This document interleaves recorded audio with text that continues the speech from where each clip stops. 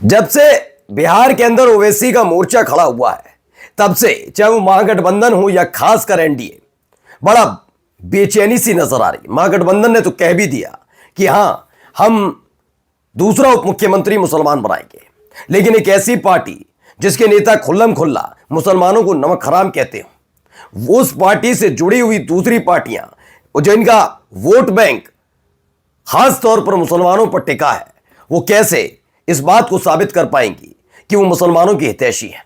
अब इस बात की छटपटाहट है। एक तरफ चिराग पासवान ने एक ट्वीट किया जिसमें उन्होंने अपने पिताजी की 2005 की एक कहानी सुनाई, और अब नीतीश कुमार भी उतर आए, मुसलमानों को याद दिला रहे हैं कि देखो देखो मेरे वजह से ही आपका कल्याण हो सका है। लेकिन सवाल है कि क्या जिसके साथ खड़े हुए हैं वो बिहार के अंदर, वो मुसलमानों के बारे में वैसा सोचती है? खबर यही नहीं है, आज आपको दिखाऊंगा।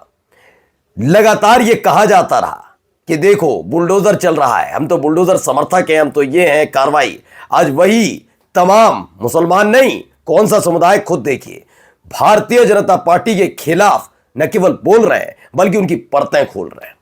आपको यह भी दिखाऊंगा कि कैसे अलग अलग जगह विरोध का आलम इस कदर बढ़ चुका है कि खदेड़े जा रहे हैं इनके नेता। तो वहीं अमित शाह ने क्या कट कॉपी पेस्ट कर दिया जिसकी बड़ी चर्चा हो रही है। बहुत सारी खबरें हैं, देखते चलिए। नमस्कार, मैं हूं प्रज्वल गौतम और आप देख रहे हैं the live TV. The live TV, सच सबसे आगे। सबसे पहले नीतीश कुमार जी का, भाई साहब ये वाला आप ट्वीट देखिए। इसमें लिखा हुआ क्या है? वर्ष 2005 से पहले राज्य में मुस्लिम समुदाय के लोगों के लिए कोई काम नहीं होता था। ओके, उससे पहले नहीं होता था। उससे पहले बिहार में जिन लोगों की सरकार थी उन्होंने मुस्लिम समुदाय के लोगों को सिर्फ वोट बैंक के रूप में इस्तेमाल किया। ओके, राज्य के अलग अलग हिस्सों में आए दिन सांप्रदायिक झगड़े होते रहते थे। ओके, तो 24 नवंबर 2005 को जब हम लोगों की सरकार बनी तब से मुस्लिम समुदाय के लगातार काम कर रहे हैं। आप सभी जानते हैं कि साल 2025-26 में अल्पसंख्यक कल्याण विभाग के बजट में 306 गुना की वृद्धि करते हुए 1080 करोड़ रुपए का बजट का प्रावधान किया गया। बजट का प्रावधान होना और खर्च होने में अंतर है नीतीश जी, पहली बात ये। अब ये मुसलमान जानता है। दरअसल क्या है ना, इन्होंने मुसलमान को एक अनपढ़ जमात सोच रखी, क्योंकि आपने देखा था हाल में एक न्यूज चैनल, उस न्यूज चैनल में आने वाली पीढ़ी को इन्हीं नेताओं ने भड़का कर क्या किया। इनकी नेता, इनके पार्टी के सहयोगी पार्टियों के नेता, उन्होंने जो एजेंडा तैयार किया कि मुसलमान मतलब पंचर वाला। याद है एक बच्ची, मैं उसका दोष नहीं मानता बच्ची का, बस यही कि माइंड वॉश जो किया जा रहा है, ब्रेन वॉश, उस ब्रेन वॉश से बचने की जरूरत थी, लेकिन वो बच्ची नहीं बच पाई क्योंकि इस तरह की चीजें हो रही हैं। उसने भी वैसे ही शब्दावली का इस्तेमाल किया। आप सोचिए, अपने ही देश के नागरिकों के लिए इस्तेमाल करते हैं। जबकि मैं होता तो ये पूछता कि अगर पंचर वाला है मुसलमान, तो इन पंचर वाले जो विदेशों में बैठे हुए हैं, वहां पर भी तो मुस्लिम परस्त है, वहां गलवैया प्रोग्राम करने क्यों जाते हैं नरेंद्र मोदी साहब? ये भी पूछा जा सकता था। खैर, मैं उस पर बात नहीं करूंगा, अभी नहीं पाते हैं। तो बिहार में बौखलाहट इसी बात की है। मुसलमान को लेकर अब नीतीश कुमार बेचैन नजर आ रहे हैं। चुनाव की तारीख करीब आ गई है। उन्हें पता है कि बीजेपी के जो बड़बोले नेता हैं, जिसमें से एक नाम तो गिरिराज सिंह ही है, ऐसे नेताओं का असर पड़ेगा। और इस बार मुसलमान ये नहीं सोचेगा हम बीजेपी को वोट नहीं दे रहे, हम तो जेडीयू को दे रहे हैं, हम तो लोक जनशक्ति पार्टी रामविलास को दे रहे हैं। नहीं, उन्हें पता है इनको वोट देने की वजह से भी बीजेपी ही सत्ता में आएगी। और उसके बाद जिन लोगों की जुबान सिर्फ इतनी निकली है, फिर इतनी निकलकर और गालियां देंगे। जब वोट नहीं चाहिए तो नहीं ही दीजिए, यह स्थिति पैदा होने लगी। अब लोगों में गुस्सा है। नीतीश कुमार ने मुसलमानों से वोट देने की अपील कर डाली। हालांकि बिहार में कुछ सीनियर बीजेपी नेता कहते हैं कि उन्हें मुसलमानों की वोट की जरूरत नहीं। नाम मैं बता देता हूं, गिरिराज सिंह जैसे। अब यहां क्या हो रहा है जरा देखते चलिए हालत। हम का बने अभी? माने हम अभी का बने? वो घड़ी का रहे, वो घड़ी जब बोले हमको हम आदमी तरफ ना हमनी के वोट इस बार नहीं देवे के। इस गली में कोई वोट नहीं है। स्वतंत्र बने हमार काम बाम सब आग्रह विनती करे। ना इस बार इस वोट कोई तो नोखा विधानसभा क्षेत्र से जेडीयू के प्रत्याशी हैं नागेंद्र चंद्रवंशी। उन्हें ग्रामीणों के विरोध का सामना करना पड़ा। पहले लोगों ने विरोध किया, उसके बाद भगाया, और नारे जो लोग वहां मौजूद थे उन्होंने कहा वोट नहीं देंगे हम आपको इस बार। उन्होंने कहा मेरा काम, मैं प्रत्याशी हूं, मेरा काम था आपके पास आना, आप स्वतंत्र हैं, वो तो स्वतंत्र ही हैं, अब आप भी स्वतंत्र हो जाएंगे इस पूरी जिम्मेदारी से। खैर, अगली ये देखिए वीडियो। महिलाओं के सम्मान का राग अलापने वाली पार्टी के कार्यक्रम में क्या होता है। माननीय प्रदेश अध्यक्ष महोदय से मैं छठ घाट बना करके हम बिहारियों को, अब आप देखिए, ये तमें भाजपाई मंच पर बुलाकर करते हैं महिलाओं का अपमान। और ये कार्यक्रम तब है जब नरेंद्र मोदी साहब भी मंच पर मौजूद हैं। उस समय कैसे डांटा फटकारा जा रहा है एक महिला को। आइए अब जरा देखिए, हिंदू खतरे में है कहते थे ना, ये देखिए हालत देखिए।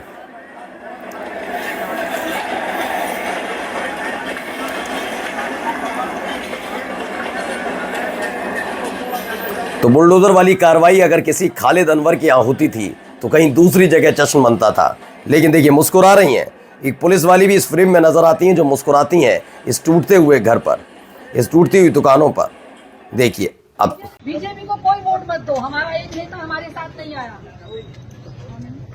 बीजेपी से सख्त नाराज हैं हम। बायकॉट बीजेपी, सरकार के कानून ही अंधे हैं, बिल्कुल अंधे हैं, बीजेपी को कोई वोट नहीं देगा।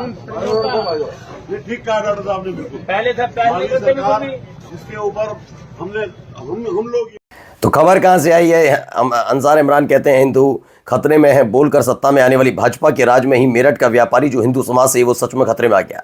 बाकी अपनी बातों पर यकीन करना करो, कमल का फूल दबाने वाली पीड़ित महिला के मुख से ही सुन लीजिए, देखिए कह भी रही है। वाकई हालत बहुत खराब है। तो मैं कहता था, पहले भी कहता था और आज भी कहता हूँ, जो लोग इस बात पर बड़ी खुशी मनाते थे कि ये तो अशरफ के, ये तो अनवर के, ये तो खालिद के घर टूट रहे हैं, हम तो हमारा क्या, हमारी सरकार आई है तो ये हमारी और तुम्हारी सरकार वाला मसला नहीं था। उनके नज़र में कोई नहीं बख्शने वाला, मैंने पहले भी कहा था। और आप मेरे चेहरे पर ये मुस्कान इसलिए देख रहे हैं क्योंकि ये ऐसे ही लोगों की वजह से कुछ चंद ऐसे लोग भी आ गए जिनकी नज़र में सिर्फ एनकाउंटर, जिनकी नज़र में सिर्फ कानून को खूंटी पर टांगना या फिर बुलडोजर राज पे ही उन्हें आनंद आता था। आइए अब यहाँ देखिए क्या हुआ।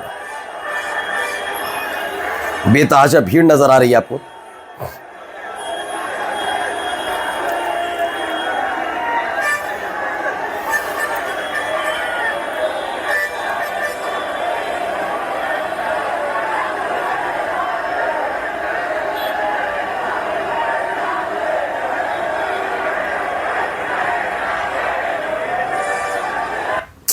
तो क्या हुआ, आरएसएस के मुख्यालय का घेराव हुआ है और ये हालात लगातार बने हुए हैं। और यह कहा जा रहा है नवबौद्धों को दलित दलित कहकर अगर किसी ने अपने सर पर चढ़ाया तो वह है आरएसएस और बीजेपी। आरएसएस और बीजेपी को समझना पड़ेगा, जिन नवबौद्धों को अपने सर चढ़ा रहे हैं असल में वो हिंदू संस्कृति और सभ्यताओं को त्याग चुके हैं। सुनिएगा, और जो गाँव कस्बों में दलित बंधु हैं उनको इन नवबौद्धों से कोई लेना देना नहीं। और गाँव गिराव में रहने वाले दलित भाई अभी भी हमारे संस्कृति और सभ्यताओं को मानते हैं और पूजा पाठ करते हैं। ये चीजें निकल कर सामने आए। देखिए यहाँ पर भी देखते ही देखते आरएसएस के विरोध की चिंगारी पूरे देश में फैल गई। महाराष्ट्र में आज सड़कों पर करोड़ों लोग उतरे हैं आरएसएस के खिलाफ और आरएसएस मुर्दाबाद में बंद करो के नारे भी लगाए। तो आरएसएस के खिलाफ लाखों लोग सड़क पर उतर आए, ये तस्वीरें निकलकर सामने आई हैं। अब आइए जरा भाजपा विधायक की हरकतें देखिए कि पीआरओ, भाजपा विधायक के पीआरओ की हरकतें ये देखिए।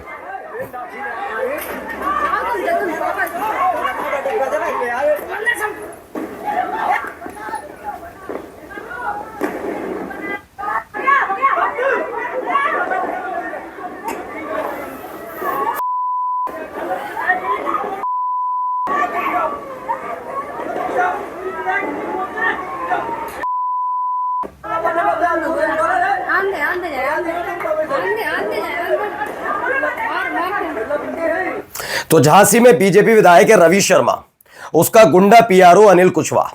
मैं क्या बोल रहा हूं फिर सुनिए। झांसी में बीजेपी का विधायक है रवि शर्मा और उसका गुंडा विधायक, लुच्चा विधायक पीआरओ है, लुच्चा पीआरओ है अनिल कुशवाहा के परिवार ने दिवाली में हार्ट पेशेंट के घर के सामने पटाखे फोड़े। मना किया तो विधायक का ये लुच्चा किस्म का पीआरओ होने का धौंस दिखाने लगा और परिवार के लोगों को, जिसमें महिलाएं भी थी, सबको मारा पीटा। ये महिलाओं का सम्मान बीजेपी करती है। चुल्लू पर पानी हो ना, ले लेना हाथ में, शर्म नाम की चीज नहीं इनको। आइए जाते जाते दिखाएंगे। प्रियंका भारती लिखती हैं, अमित शाह ने क्या लिखा, हमारी स्पष्ट नीति है स्कूल कॉलेज में पढ़ाई, समय पर दवाई, हर खेत में सिंचाई और हर घर में पानी की सप्लाई। इन 4 सूत्रों पर एनडीए के शासन में बिहार आगे बढ़ रहा है, गृह मंत्री अमित शाह ये लिखते हैं। उस पर वो कहती हैं, पढ़ाई, दवाई, सिंचाई, कमाई, सुनवाई, कार्रवाई वाली सरकार चलाएंगे Tejashwi ji. Cut copy paste Amit Shah, ये तमाम चीज़ें भी निकल कर सामने आती हैं।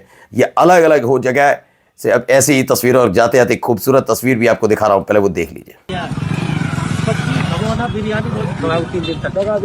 लगा दी टेंट जो है, ये टेंट लगाया हुआ है 25 बिरयानी का पतीला, 3 दिन तक 75 पतीला खिलाएगा। मैंने पूछा भाई किस चीज की बिरयानी होगी, मैंने कहा चिकन की। मैंने कहा हमारे लिए तो आलू का झोल चाहे तो पूरी बना। तो एक हिंदू भाई ने तबलीगी जमात को 3 दिन तक खाना खिलाया और उनकी खिदमत भी की। ये हालात हैं। अब देखिए, एक तरफ नफरत परोसी कितनी ही जाए, मोहब्बत वाला देश है ये, इसे हिंदुस्तान कहते हैं। नमस्कार।